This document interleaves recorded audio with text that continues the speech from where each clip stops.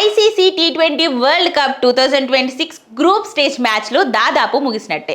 ఒక group A మినహా మిగతా సూపర్ 8 టీమ్స్ లిస్ట్ అంతా సిద్ధమైపోయింది. గ్రూప్ ఏలో పాకిస్తాన్ ఎంట్రీ ఇస్తుందా లేక యుఎస్ఏ సర్ప్రైజ్ ఎంట్రీ ఇస్తుందా అన్నది ఇంకా వెయిటింగ్ లో ఉంది.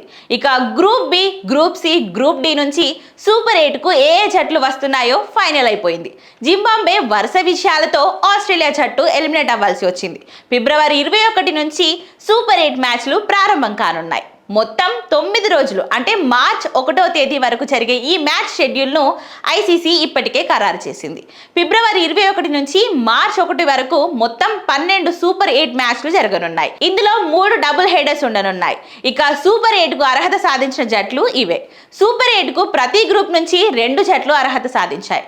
గ్రూప్ ఏ నుంచి ప్రస్తుతానికి భారత్ ఒకటే క్వాలిఫై కాగా రెండో జట్టు ఏదో త్వరలో తేలనుంది. ఇక గ్రూప్ బి నుంచి శ్రీలంక, జింబాబ్వే జట్టు, అలాగే గ్రూప్ సి నుంచి వెస్టిండీస్, ఇంగ్లాండ్ జట్టు, అలాగే గ్రూప్ డి నుంచి సౌత్ ఆఫ్రికా, న్యూజిలాండ్ జట్టు క్వాలిఫై అయ్యాయి.